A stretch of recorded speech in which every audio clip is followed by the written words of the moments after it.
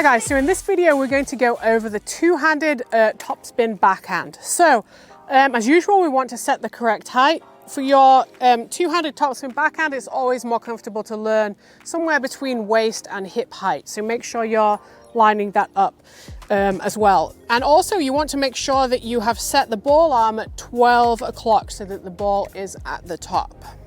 Okay, so the next thing we want to do is check our contact point and spacing. Now, because we're using two hands on our double hander, you might need to go a tiny bit closer than you would do if you were hitting a one-hander or a forehand, just because you can't reach as far with two hands. So set yourself up so that you can comfortably reach a contact point with the paddle in parallel with the screen, and your contact point, like with all of your other shots, should be out in front of your front foot, which for me is my right leg, my dominant leg.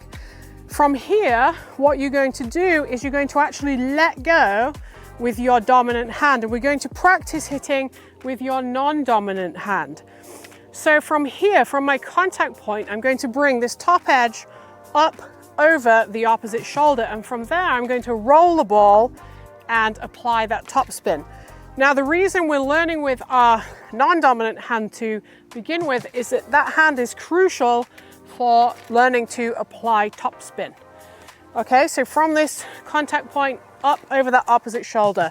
The other thing that you want to check as well is that your elbow is pointing where you want the ball to go, your chest and your hips have also turned through, because this rotation of the body is what helps with your power and topspin. So once you're feeling comfortable with that non-dominant hand, you can then add on your other hand. So we're going to go from the contact point with two hands. Again, make sure your spacing is correct so you can comfortably reach that contact point. So contact point through to that finish position, still thinking about pointing my elbows, getting that turn of my body through in the direction that I want the ball to go. The next step, we're going to go from our ready position. So we're going to practice that spacing again. I said it's a little bit harder on this side, so it might take a few goes to really get the hang of the spacing. So ready position to that contact point and step, and then through with that rotation. Ready position, contact point and step, through to that finish position. One extra tip for you on the two-handed backhand is you're probably going to be quite tense with your arms because it's not quite as comfortable as hitting with one hand. So you want to make sure when you finish your swing, and in fact all the way through your swing, that you are nice and loose. Okay, the next step, we're going to add in the backswing. And as with all of your other topspin shots, it's always easier to get a slightly higher backswing to start with to help with the momentum, power and topspin through the shot. So ready position. If I turn my paddle back, you can see naturally my shoulders just turn back with it because I've got two hands on the paddle.